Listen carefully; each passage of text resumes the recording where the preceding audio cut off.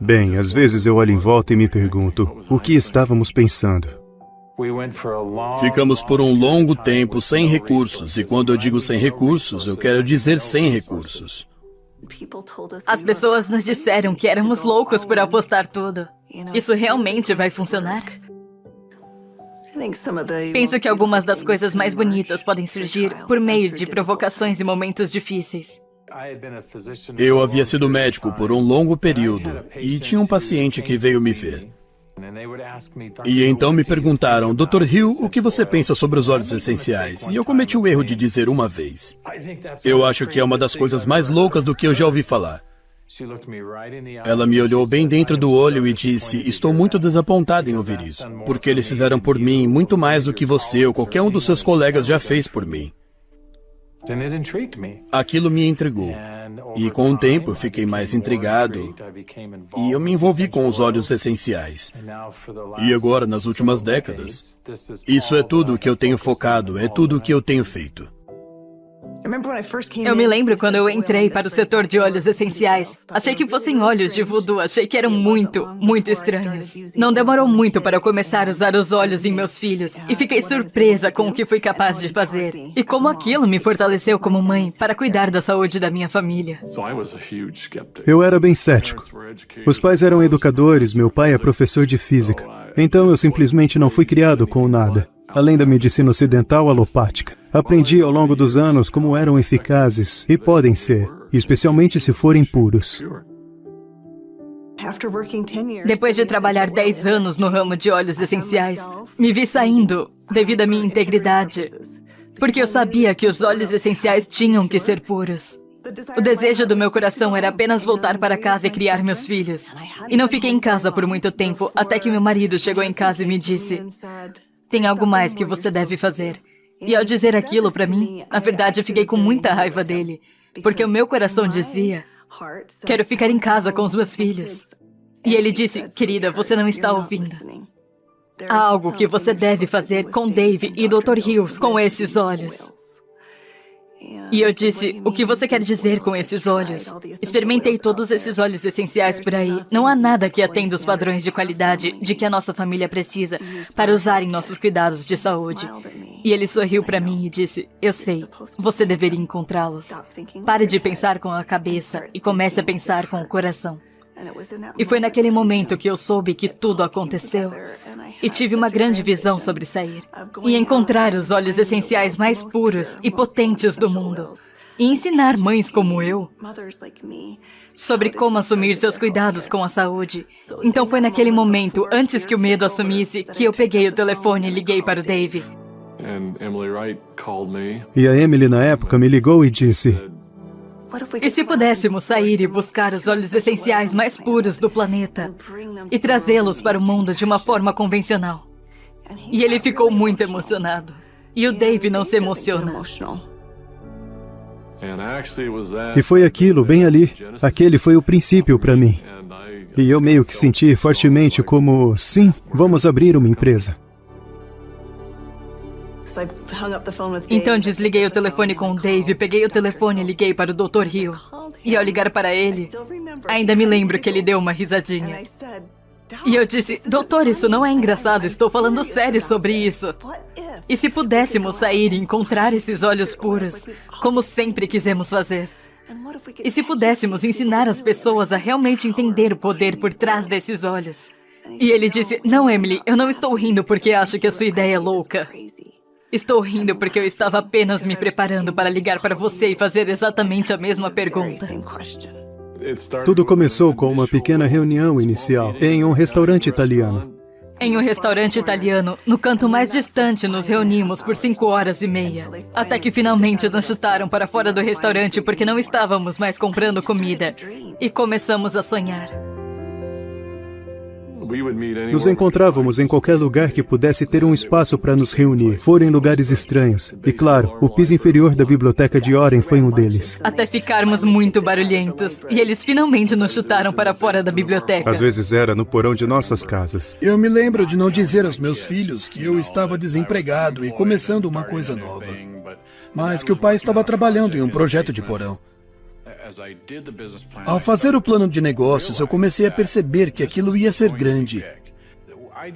Eu sabia que com uma equipe tão boa e um produto que mudou as nossas vidas, sentimos que aquilo seria significativo. Desde que começamos na primavera de 2008, foi quando tivemos uma grande queda no mercado de saúde nos Estados Unidos. E havia muito pânico e muito medo. Analisamos como iniciar uma empresa. A primeira coisa que você pensa é: preciso levantar capital. Inicialmente, decidimos fazer isso. E realmente nós 4 acabamos voltando para a cidade de Nova York, visitando pessoas de perfil elevado. E ao nos reunirmos na manhã seguinte, naquela mesa de conferência, e estávamos com todos aqueles empresários estilo Manhattan que estavam se reunindo conosco e nos interrogaram por horas, finalmente no fim do dia, olharam para nós e disseram: acreditamos que seu modelo de negócio vai funcionar.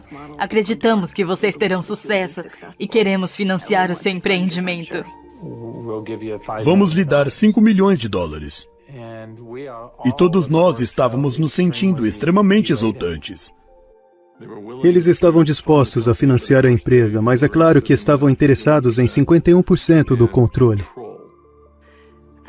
E só me lembro da sensação que tivemos enquanto nos afastávamos daquela mesa de conferência. E nós 4 nos reunimos em frente à Estátua da Liberdade. E eu me lembro de ter olhado para o outro lado da água.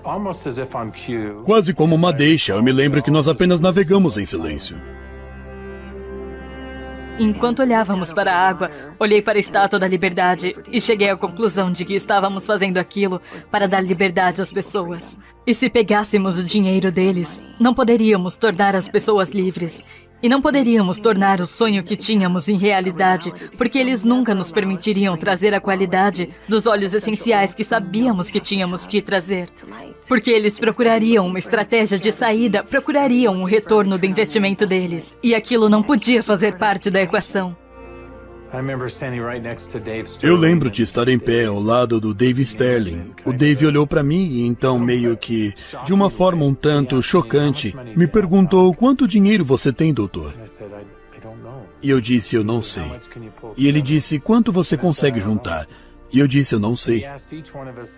Ele perguntou a cada um de nós antes de sairmos do parque naquela tarde. Tomamos a decisão de que não seríamos capazes de pegar recursos com qualquer pessoa. Ao invés disso, iríamos juntar tudo que tínhamos. Usamos a valorização de nossas casas, sacamos os fundos de aposentadoria privada, liquidamos tudo que tínhamos para esse sonho vir a ser concretizado. E assim que eu disse isso à minha esposa, eu lembro claramente dela apenas olhar para mim e dizer: bom, eu confio em você, você vai cuidar de nós. Vai ficar tudo bem. E tivemos familiares que vieram até nós para dizer: você é um tolo, sua família vai ficar sem teto. Então apostamos tudo, não escondemos nada. Achamos que seria por apenas alguns meses que ficaríamos sem nenhuma renda, mas foram 13 meses. Naqueles meses finais, quero dizer, estávamos comendo apenas amêndoas e iogurte, dizendo aos nossos filhos que eles não poderiam ir às aulas de danças e não poderiam praticar esportes porque não tínhamos dinheiro suficiente. Mas tendo essa crença de que tudo valeria a pena. E eu me lembro de um dia em que só tínhamos mais $5 mil na conta. $5 mil porque tínhamos acabado de fazer uma grande encomenda de óleos. E não sabíamos como iríamos fazer a folha de pagamento. Não sabíamos como iríamos pagar as comissões. E só para ver como as portas se abrem. Todas as vezes, desde que continuemos a avançar, as portas se abrem.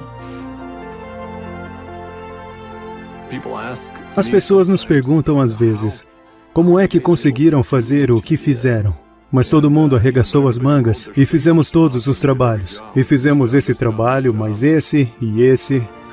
Eu tinha que sair e encontrar esses óleos preciosos. E então comecei a ligar para as pessoas e cada pessoa dizia: claro, nossos óleos são 100% puros. E foi quando eu percebi que quase todos os óleos essenciais que estão esgotados são vendidos por meio de intermediários. Esses intermediários eram pessoas muito inteligentes e frequentemente com laboratórios muito sofisticados. E o mercado de óleos quase sempre se alterava. A maioria não era pura. A maioria era criada sinteticamente. Eu provavelmente tinha mais de 100 amostras diferentes que tinham sido enviadas para minha casa. E toda vez que nos encontrávamos, o Dave e o Dr. Hill diziam: Emily, você já encontrou os óleos? E eu tinha que dizer: ainda não. Tipo, estamos indo no caminho certo? É realmente isso que devemos fazer? Eu me lembro de um lindo dia. Abri a porta e 5 óleos apareceram, todos no mesmo dia. Eram olibano, lavanda, melaleuca, limão siciliano e hortelã-pimenta. Ao cheirar aqueles frascos, liguei para o Dave e liguei para o Dr. Hill e disse: encontrei os óleos. Eles disseram: não se atreva a abri-los até que estejamos todos juntos. Sabíamos que aqueles óleos eram absolutamente puros e aquilo nos deu confiança suficiente, apenas fé o suficiente para continuar avançando. Lembro-me daquela primeira discussão que tivemos. Conversamos sobre a cultura da empresa. Que tipo de alma queríamos que a doTERRA tivesse?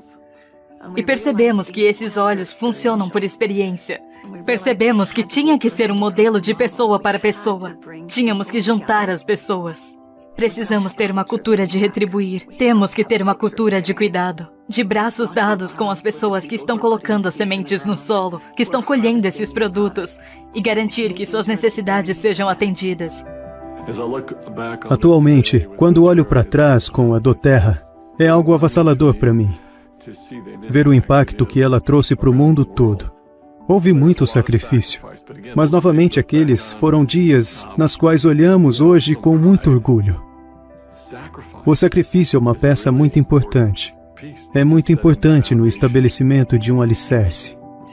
Hoje empoderamos quase 8 milhões de famílias em todo o mundo. Agora estamos enchendo 315 mil frascos de óleo todos os dias. Só de pensar sobre isso nessa escala simplesmente aquece meu coração. Sabendo que cada frasco está mudando a vida de alguém. Em ambos os lados do frasco.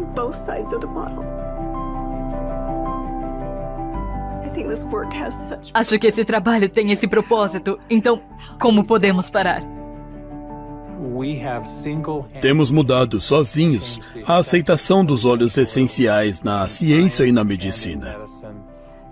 Estamos muito comprometidos com esse trabalho. Somos muito humildes por sermos administradores do que a natureza criou tão perfeitamente para nós. E somos muito gratos por todos os nossos incríveis funcionários, por todos os nossos incríveis consultores de bem-estar, por todos os nossos incríveis clientes em todo o mundo. Não mudamos nossa missão. Não mudamos o nosso propósito. Ainda somos fiéis a essas coisas que desde muito cedo foram importantes. Se estar fazendo a coisa certa era importante, então fazer a coisa certa é importante agora. Se ajudar a prestar serviço para outras pessoas era importante, então é importante agora. Se buscar óleos de maneira diferente e fazer coisas que não tinham sido feitas antes era importante, então é importante agora. Sentimos que, por mais louco que pareça, estamos apenas começando.